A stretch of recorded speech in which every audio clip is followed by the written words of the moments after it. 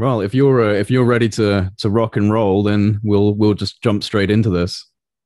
Yeah, rock and roll is what I do best. So go ahead. Totally. Well, look, it's a real pleasure to have you on, sir. I was made aware of your story a few years ago when I first stepped into the research field of UFOs, and when it comes to the discussion of a connection between UFOs and our strategic nuclear capabilities, the Malmstrom Air Force Base incident that you were a part of is always one of the first cases that I believe to be worth mentioning. Now, for everyone listening, Robert Salas is in fact organizing a press conference in Washington, D.C.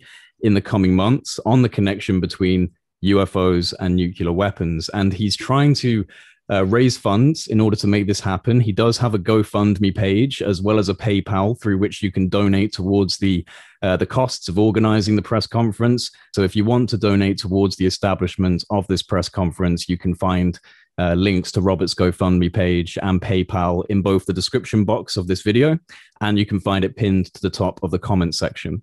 Robert, thank you very much for being here.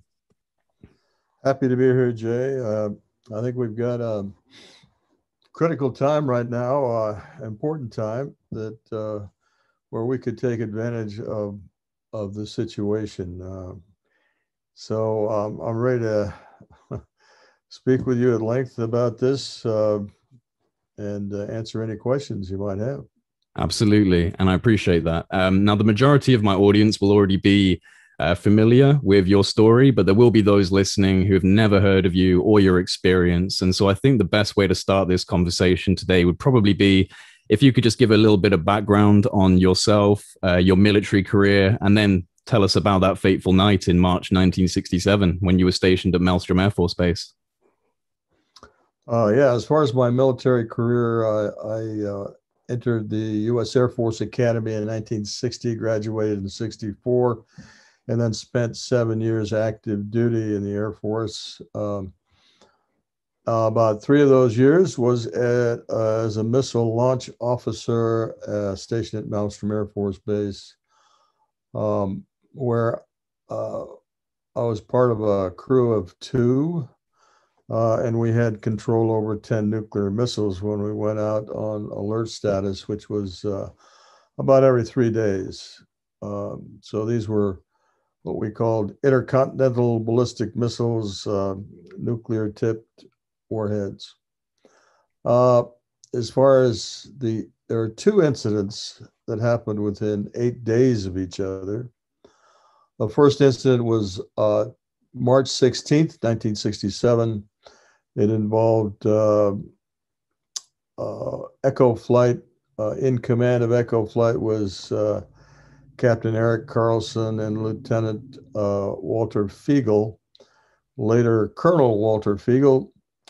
Fiegel was on duty when the incident occurred. One of his missiles went off alert. He happened to have 2 of the sites manned by maintenance personnel and security personnel who had stayed overnight to work on the launch facilities. The missiles are actually located about a mile or so away from a central hub called the Launch Control Center. So there were about 10 missiles surrounding this hub. One of the missiles went down in Echo Flight. Fiegel called out there and asked what was going on because he hadn't given the authorization to shut down a missile. Of course, these are were critical, of course, to our idea of national defense at the time. Well, the guards said, or the maintenance people said that they didn't do anything to shut down the missile. And by the way, there's a UFO hovering overhead. And at that point, all 10 of his missiles started going down. He lost all 10 within seconds. So that was the first incident. Briefly, that was the first incident. And then 8 days later, I was on alert status at another flight we called Oscar Flight. And I got a call first from my topside guard. We had 6 guards upstairs. We were underground in uh, a bomb-proof, basically bomb-proof capsule made of concrete and steel, about 60 feet underground, locked in for 24 hours. Uh, and he called down and said, "Sir, we've been seeing some strange lights in the sky, going very fast, stopping on a dime and then reversing course, making 90-degree turns, making no engine sound. Sir, they're not airplanes." So he reported this. I kind of dismissed it as kind of, I don't know, but I guess I made fun of the possibility that it could have been UFOs. I even said the word to him, and he said, "Well, they're not airplanes, but they're flying overhead."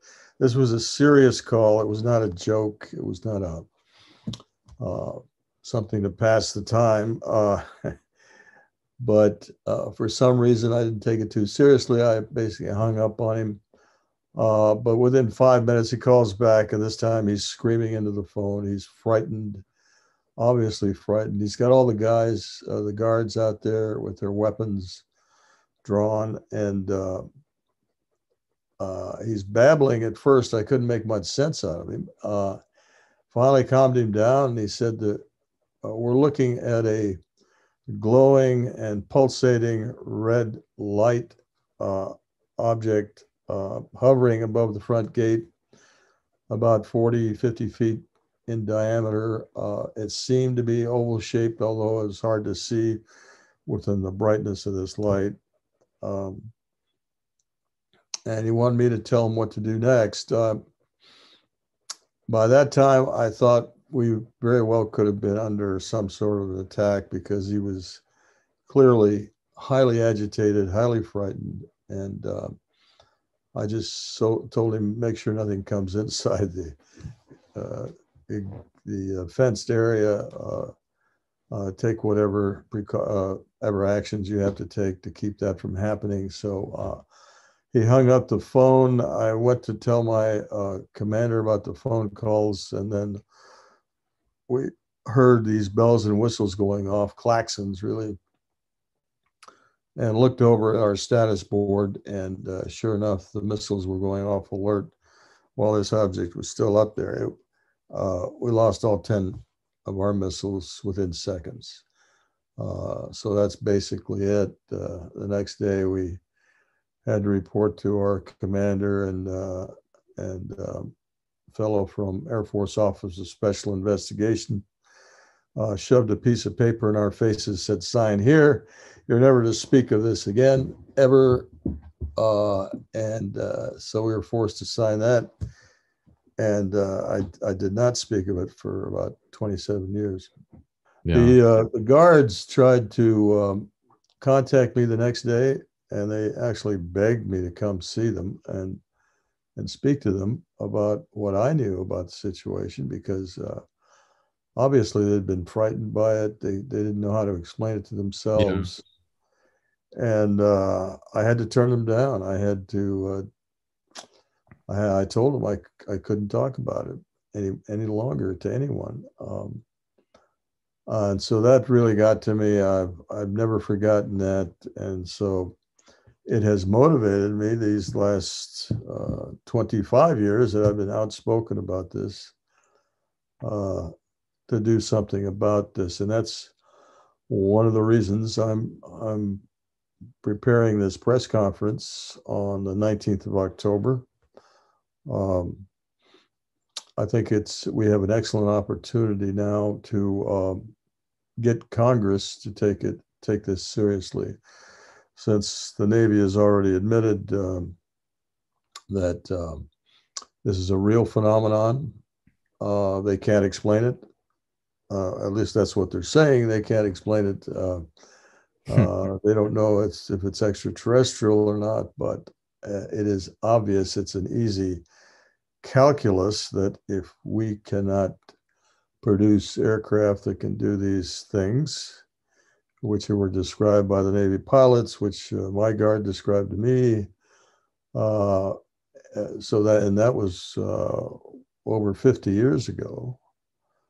Uh, if we haven't developed any aircraft that can do these maneuvers, um, then they cannot be from planet Earth. It's a very simple, rational argument that these are extraterrestrial. You know, in relation to your own experience at Malmstrom Air Force Base, what do you think this object was doing? Have you got any theories on the intentions? I mean, it was obviously penetrating and influencing the safeguarding systems of these nuclear payloads of the ICBMs. There was obviously some sort of electronic manipulation of the systems at the base, but do you have any ideas on the overall intentions behind this incursion? Yes, I've concluded in my own mind, and this is my conclusion, that what they're doing is simply sending us a message. And the message is clearly get rid of your nuclear weapons. My incident and the incident Echo flight 8 days earlier are not the only ones. One of the witnesses who will speak at the press conference, he had a similar incident in 1966. There have been other incidents where UFOs have come over nuclear weapons bases and interfered with in various ways, but did no damage. And again, I'll emphasize that in my case and in the Echo flight case, there was no permanent damage done to the weapon systems or their equipment or anything like that.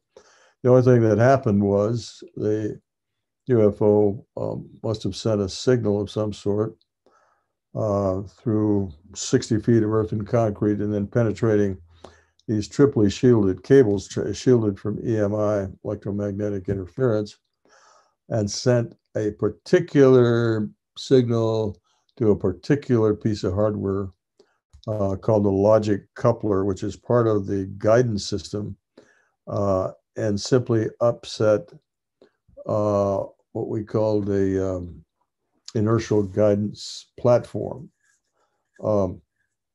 so that if the missile were launched, it would not be able to calculate its position and therefore would not know where the target is, etc. So that's all it did. It was a very simple fix to reorient the missiles and put them back on alert status. And that was done within 24 hours in both cases. So again, I want to emphasize there was no damage done to the equipment. These UFOs have been seen over weapons storage areas, such as at Aviano Air Base in 1979, Bentwaters Base, where you are, in Absolutely, yeah. 1980. And they simply flew over, shone a beam of light on the storage area and flew off.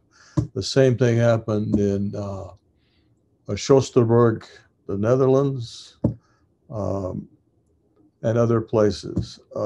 So like I said, this is not the only incident of its kind that has happened. And the conclusion I draw from all of this, the fact that there was no, people were not injured, there was no damage to the equipment, they were simply trying to send us a message for our own good. Well, this seemed to really increase in volume during the height of the Cold War, because there does seem to be documented evidence from both the US and the USSR that there were these incursions during this time where nuclear fallout was looking like it could actually be possible. So I think you're right. I mean, I would agree with you personally that it seems to be, a form of signaling to the human race that maybe we shouldn't be stockpiling nuclear missiles. Yeah, these are not weapons of war. Right. Uh, they're weapons of massive destruction. Um, and if they are used in another war, any sort, of any size, really, it would quickly escalate to all out nuclear war. and obviously destroy every living thing on Earth if we use the weapons that are in storage. There's about 20,000 nuclear bombs, if you count not only ourselves, but the Russians and the 7 other nuclear powers of the world. There's about 20,000 of those bombs. Each of those bombs could decimate a city of 1 million people, such as London or Los Angeles. And it wouldn't take long before it would destroy our civilization. And we are now in the process, my country, yours, Russia, China, of developing hypersonic platforms for these nuclear assets now, which is a disturbing adaptation. That's right. That reduces the response time that we would have in case we detected an attack. Also, both Russia and the United States have programs now very active to miniaturize the physical size of these bombs. And of course, we've had tactical nukes probably at least since the 70s.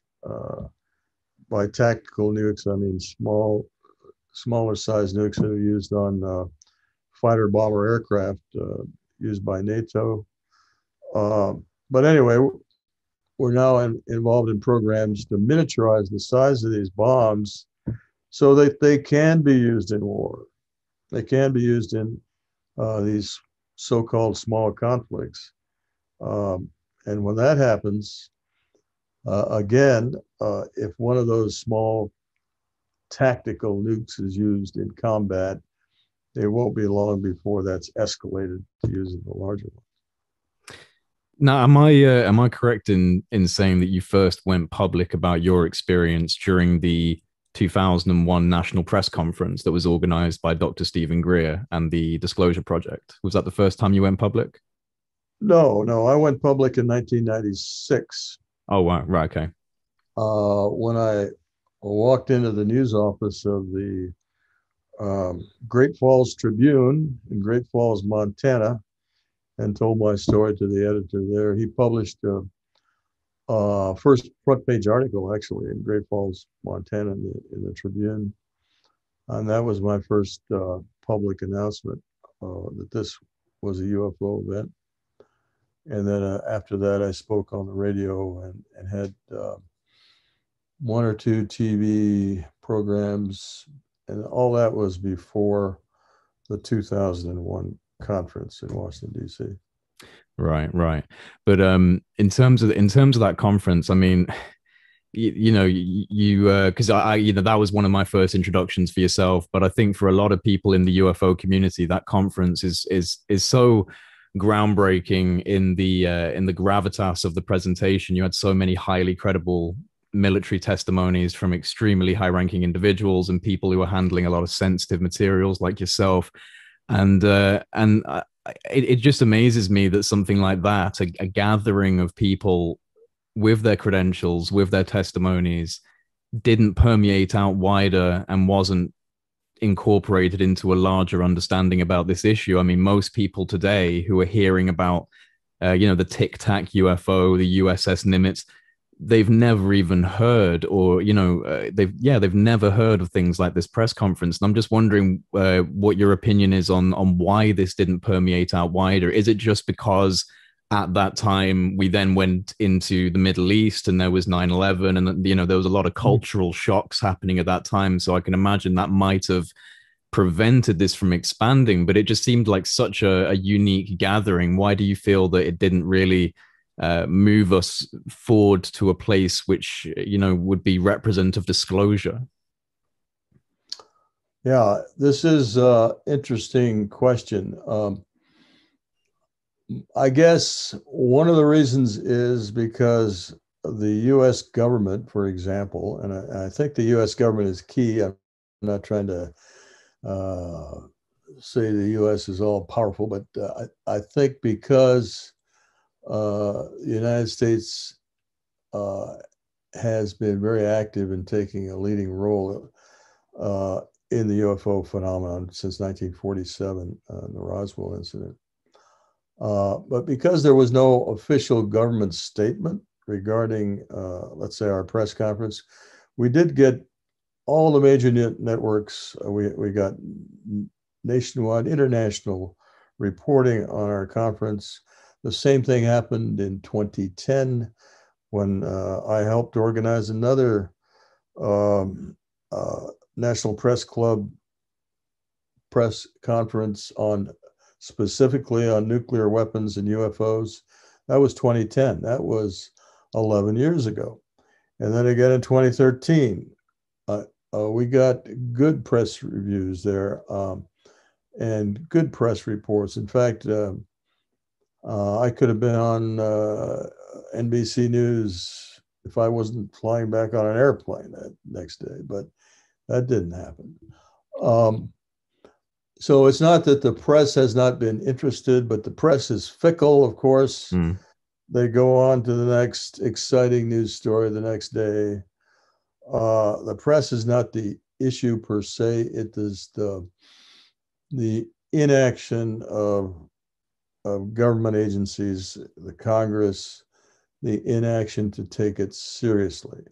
Well, that's why I say today we have an opportunity, because now the office, let's see, it's called the Director of National Intelligence. Mm-hmm.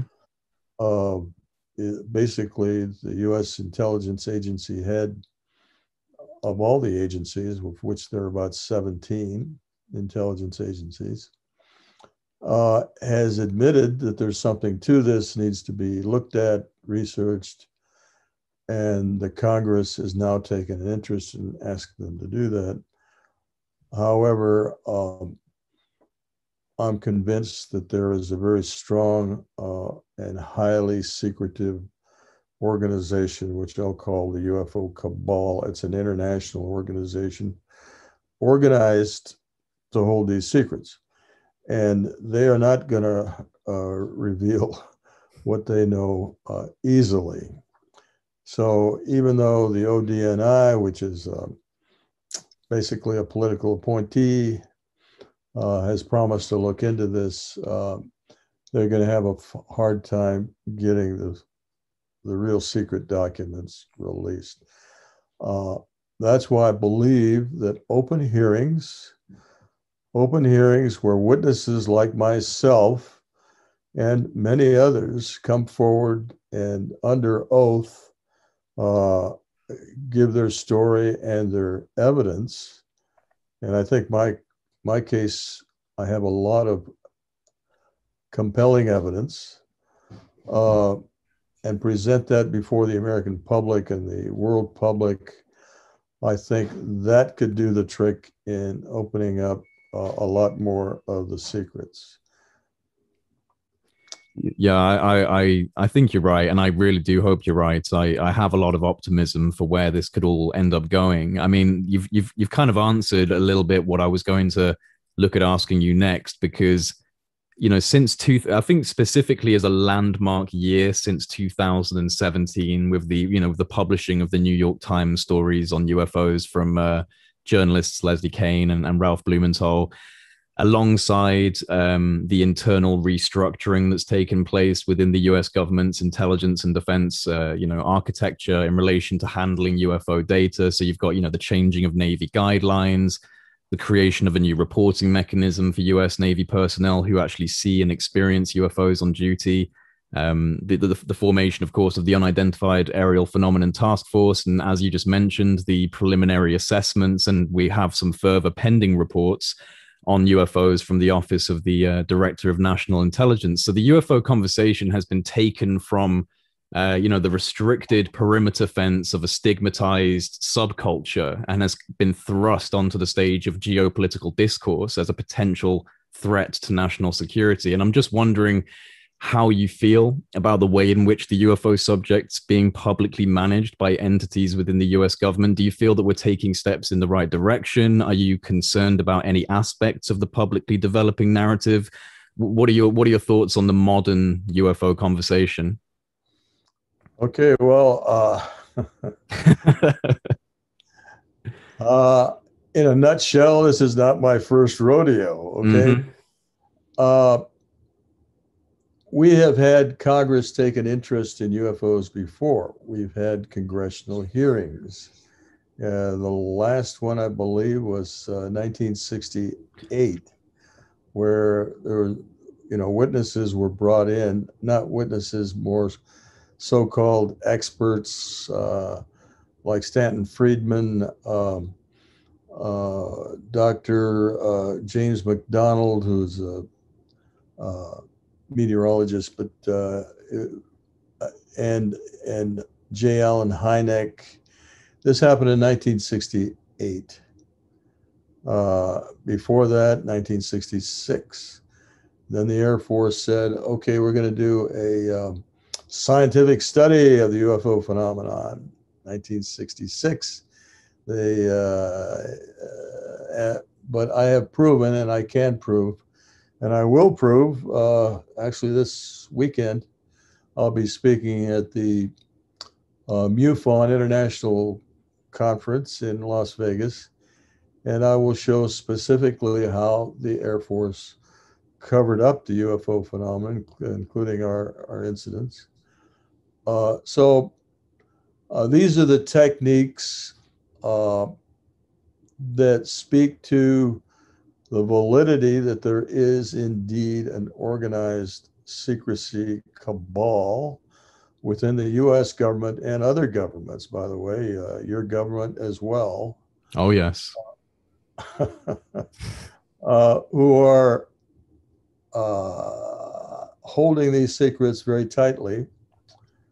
And so even though, like I said, the intelligence community has told Congress, yes, we're going to report back to you, I will bet you, well, anyway, if I were a betting man, I'd say that when they come back with their next report, they're going to say something like this.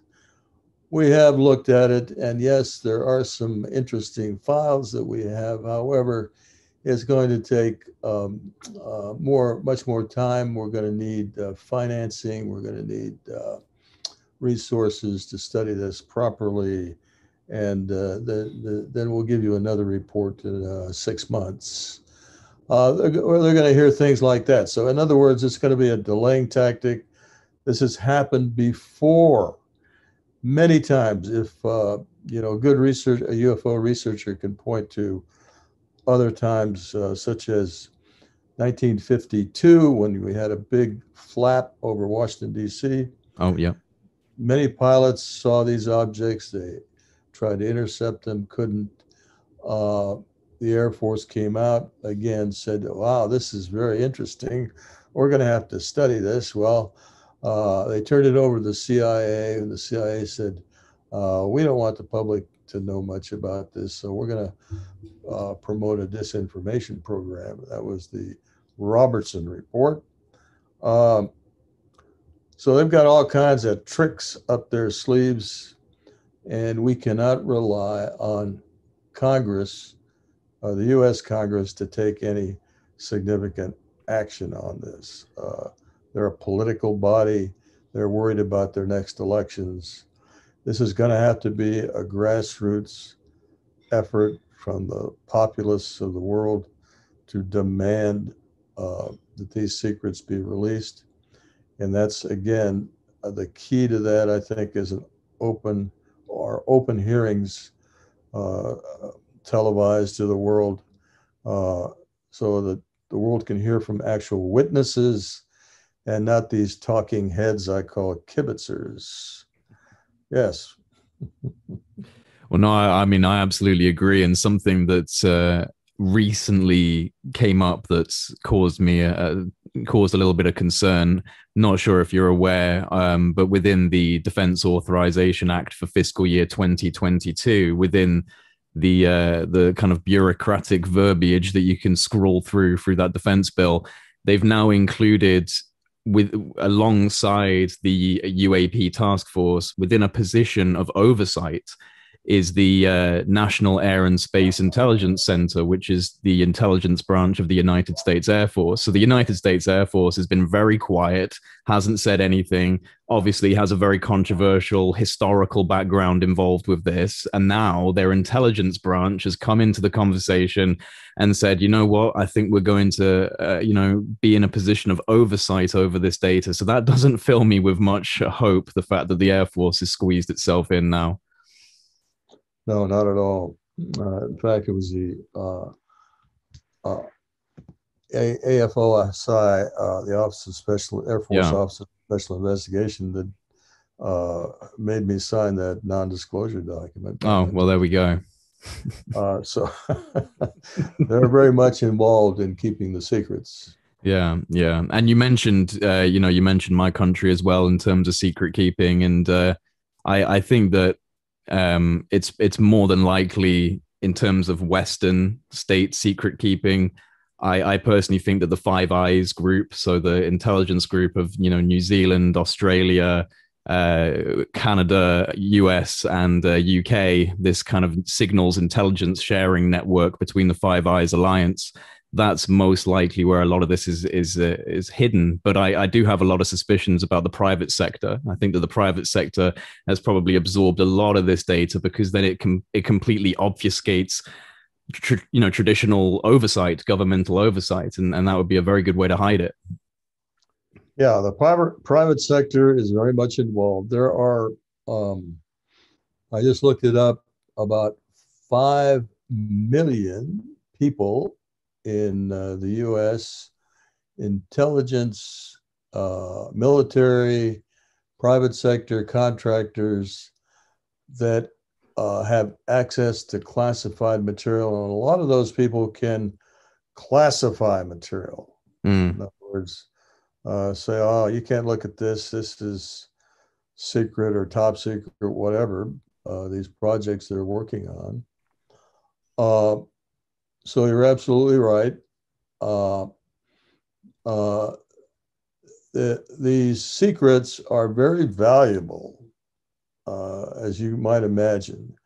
I am certain that craft have been recovered, that back engineering exercises and studies have been performed, and some technology has been gleaned from these extraterrestrial craft.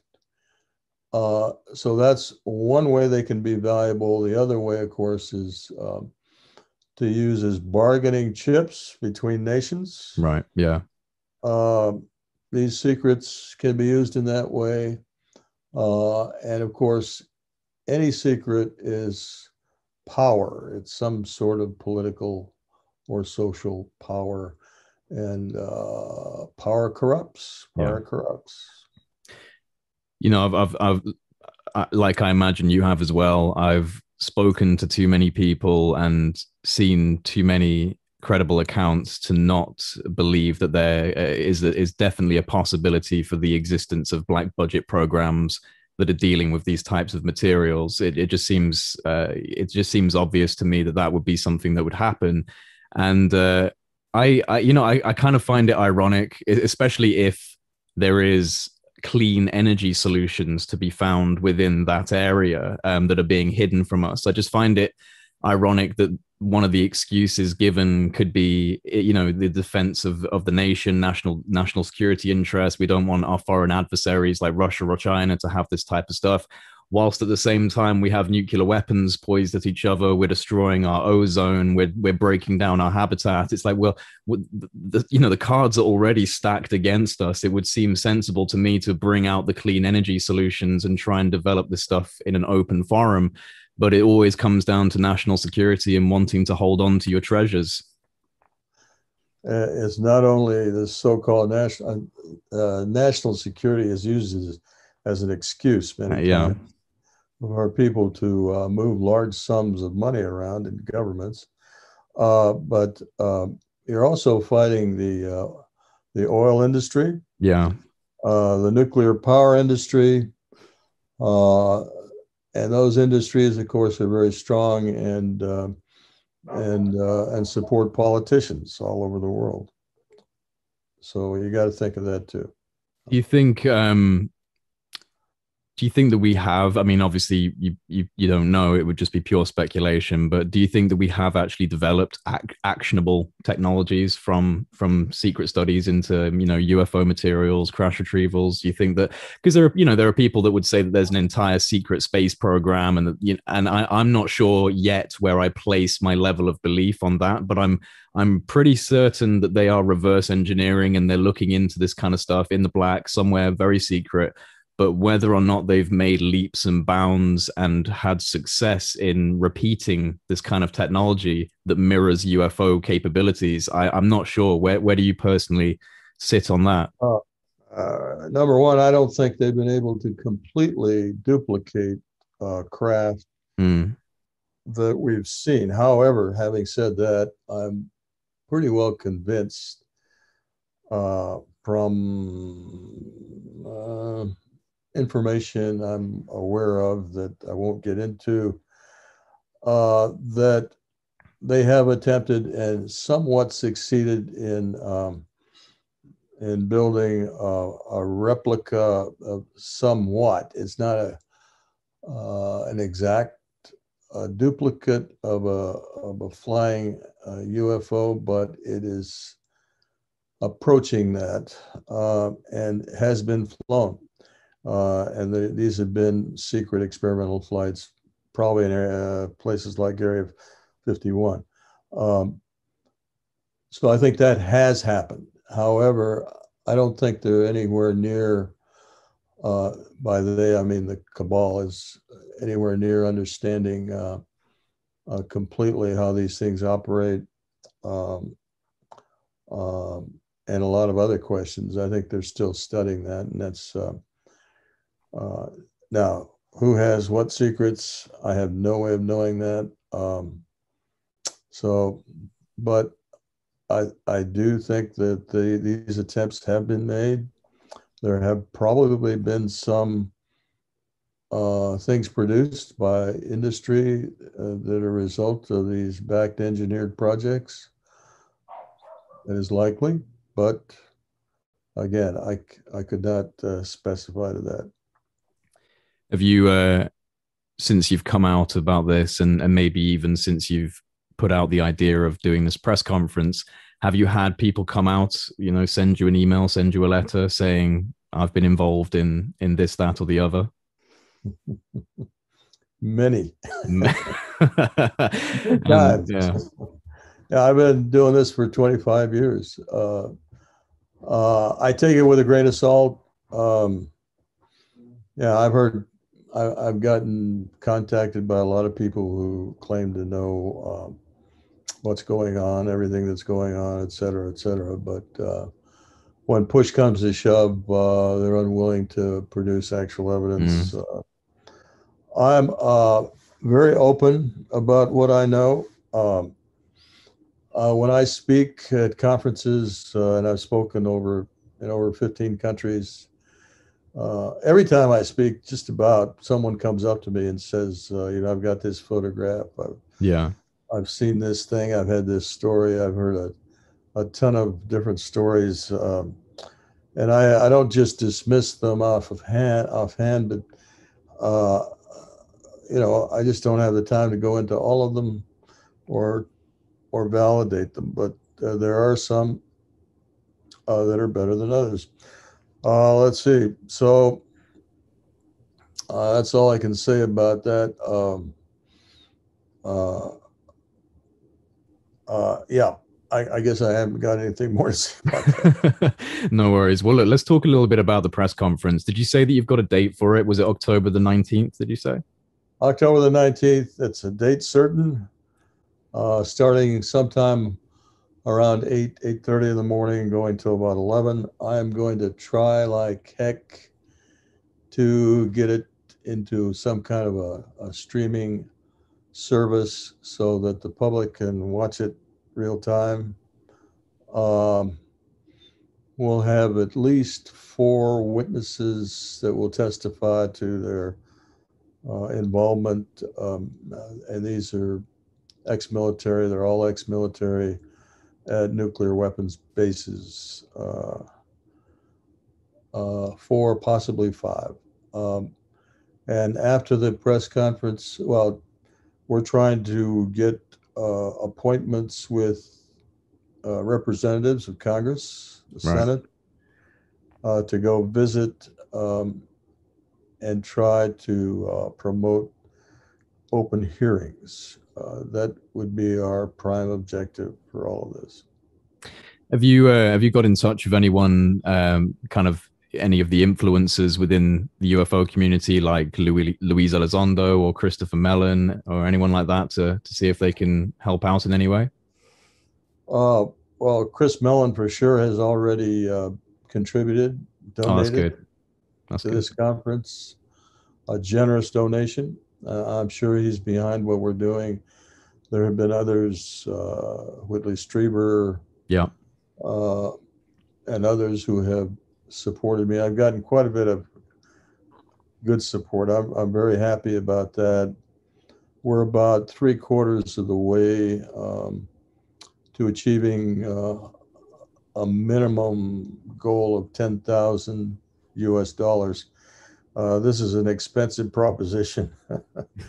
uh, and But we're going to get there. It's going to happen. There's no question about it.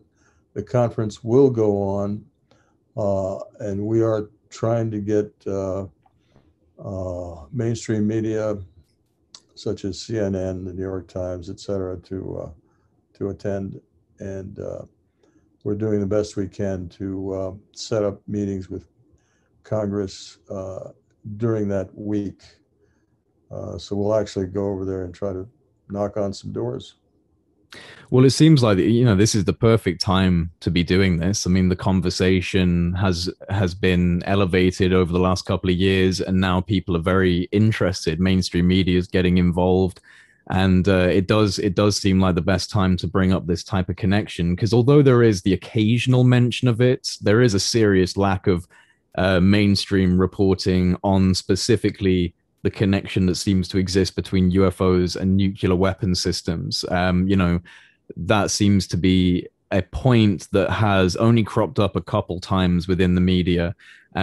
What influenced you to push for the conference now? Is it because you see this as the ideal time in regards to media interest and political interest?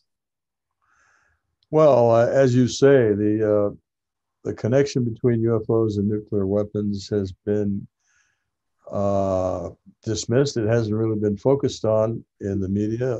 We've seen a lot of, Lou Elizondo and other people coming forward and talking about this, the UAP in general. But I can assure you that there is a very good case for demonstrating the connection between nuclear weapons and UFO sightings, and not only nuclear weapons, but nuclear power plants. Right. Yeah. Uh, they're also concerned about our use of nuclear power. So, yes, I did want to put a focus on it. And yes, I think this is a very opportune time to do it, because I want to also emphasize the excessive and extreme secrecy surrounding this topic.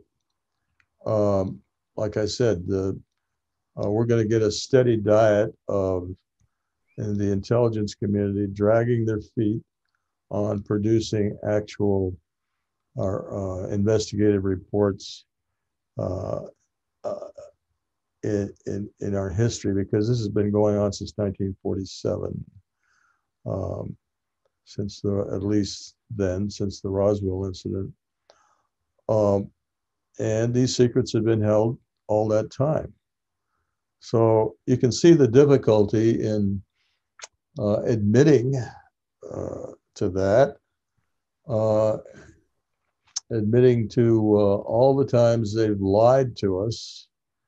Our governments have lied to us And don't use that word lightly, but that's exactly what they've been doing about the reality of this phenomenon and what they know about it. And this has been going on far too long. I think the public is finally realizing this. And the public is going to have a rude awakening. The general world population will have to face up to the fact that indeed we are being visited by extraterrestrial civilizations. And so the question is, how much have our governments known all this time, and how do we proceed from here? Well, this is why, bringing it back to what you said a few questions ago, it really is going to have to be a grassroots movement that provides compounding pressure on the government, because Right. why would they want to talk about this dirty, dark history that they've got with this situation? I mean, you're talking about a generational cover up, decades and decades. It's been going on since before I was born, since before my parents were born. And so that's a concerning and very intimidating thing to tackle when you're looking at the historical context. And, the way it's been explained to me by, a few different people, some of them with intelligence backgrounds, is that this is likely what we're seeing happen within the kind of narrative of 2017 onwards with the USS Nimitz and all of this. It's bubbling off the history because they're swapping UFO for UAP, which is a obvious kind of, they don't want the connotations of UFO being attached to this new discussion, and they're cutting off the UAP task force's chronological scope of view to 2004. Like, they can't go beyond 2004 into the history. So it's like, right, so you're cutting off all of that amazing relevant data that's at the background of this conversation.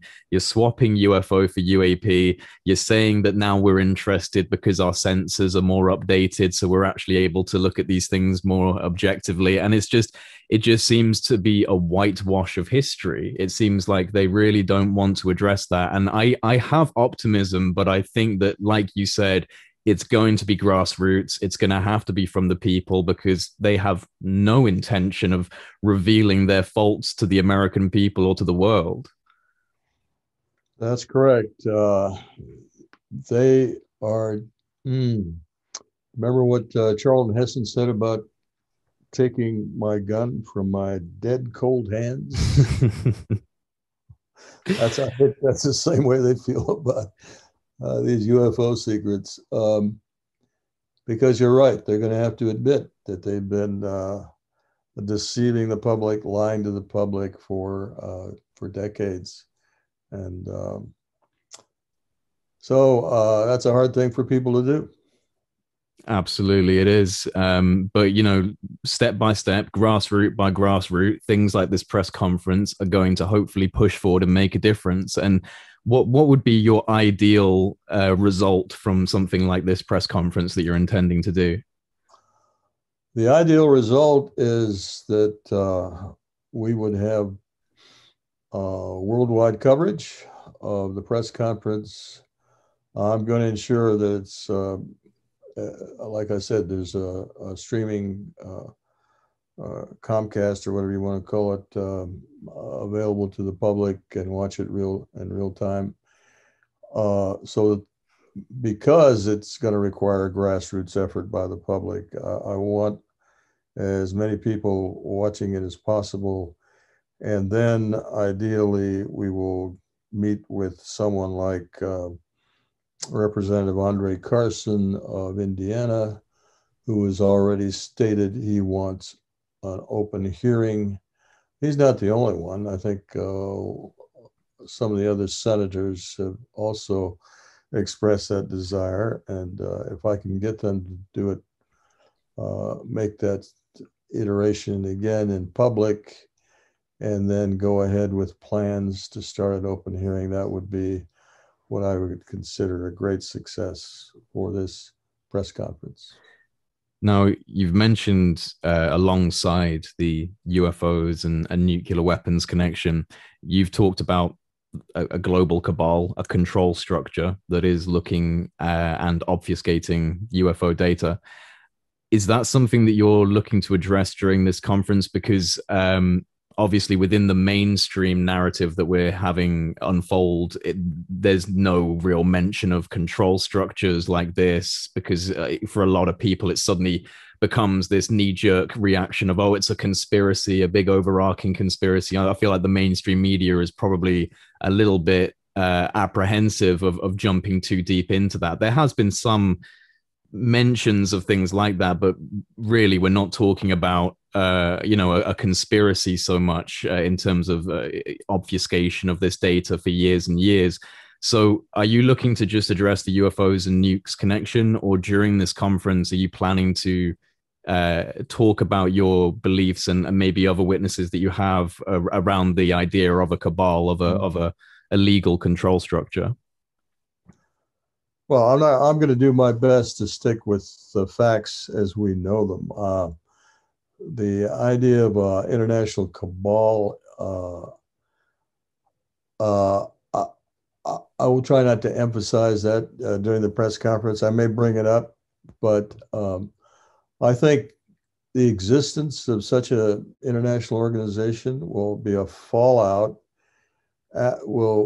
After we have these open hearings, you're going to see countries like Italy, maybe even the UK, France, Brazil, Peru, come forward and admit that they too have had very significant incidents in the past. In other words, I think there's going to be a domino effect from official U.S. hearings on this subject. And it's going to be an international domino effect. I think a lot of countries around the world are just dying to tell these stories that they know have happened in their countries. And when that happens, obviously, people are going to ask, well, how were these secrets kept? How were these secrets kept so long? Who coordinated the exchange of secrets between nations, etc.? And the existence of an international cabal will become evident as a result. Well, I sincerely hope you're right, especially speaking as a British citizen, because since all of this has come out in the mainstream media in America, let me tell you, not a single, it's tumbleweeds over here. There's nothing happening. It's just silence. And I can meet anyone in the streets in America pretty much and say, hey, have you heard of the Tic Tac UFO? And they'd be like, oh yeah, I've seen a CNN report, a Fox News report. If I get anyone off the street in England and say that, they'd be like, what are you talking about? The breath mints? They have no idea what a Tic Tac is outside of the candy. So I really want to see this permeate out into an international conversation, because it's not just an American phenomenon. This is a global phenomenon. We have plenty of credible cases in the UK, like the Bentwaters incident, which is just a fascinating case. And so I really do hope that we have an international ripple effect, a domino effect, and all we can do is try and put out what we believe to be true and what we know to be true from experiences like yourselves. And all power to you with what you're doing at the moment. And I'm wondering, have you been made aware since you've been working on this issue? Obviously, you've done a lot of networking, you've met a lot of people. Have you got any currently unknown cases that you're going to present, things that the UFO community doesn't actually know about yet? Have you got any unique testimonies to bring, or? Yeah, well, this is going to be a benefit of open hearings. Of course, I know of cases that the public hasn't heard about that are pretty fantastic. One case involves UFO removing the cover off of a missile silo, which weighs 20 tons, and placing it to the side. and this witness, named Bradford Runyon, uh, very credible. And then there are other stories where UFOs have come over and demonstrated their ability to show that they understand the inner workings of our missiles in great detail. Uh, but these individuals who know of these or are witness to these events are reluctant to come forward at this time. But once there are open hearings, and I inform the Congress of who these people are and how to contact them, I think they will come forward. So, and that's just a few that I know of. I'm sure there are many others that I don't know about that will also come forward, not only in my country, but again, in your country and others. Witnesses just waiting to tell their stories, and will probably do so once, like I said, the key is these open hearings. Once these hearings are held, I think there will be a great impact worldwide. Do you think we'll ever get to the truth of the matter, or are we forever going to be chasing this mystery into the far off reaches of our human future? Oh no, we're going to get to the truth. We know the facts. I'm talking about the governments and the people are aware uh, of facts involving the objects themselves and the extraterrestrial beings behind them. However, uh, the these beings may have their own secrets that they don't want to reveal to us until, let's say, we've developed a better relationship with them. I'm Yeah. sure right now they consider us a very crude form of life, and, that until and unless we evolve a little more, uh, uh, they'd rather not have detailed discussions with us. Well, look, that's an area of this topic that I could go for 2, 3, 4 hours on, is the connection between UFOs and human consciousness evolution, the development of the species. And I think that that's definitely a key part of this, as well as the obsession and interest in our nuclear capabilities. I think that there is a grave concern for the evolutionary development of our species and where we may or may not go in the future.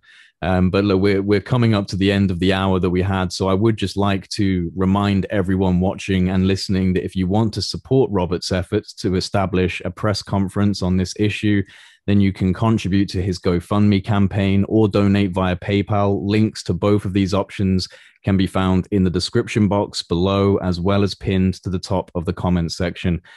Sir, it has been an absolute pleasure to speak with you. It's because of individuals such as yourself that we have a credible foundation upon which we can establish a valid interest in the UFO issue. And so I want to thank you for having the courage over the years to do all of the things that you've done and to speak up about what you yourself have experienced. And I find your desire to keep pushing for these answers to be very inspiring. So thank you very much for your time tonight. Pleasure to be with you, Jay, and thank you for giving me this opportunity. And rest assured, I will continue the fight as long as I possibly can. And we thank you for it.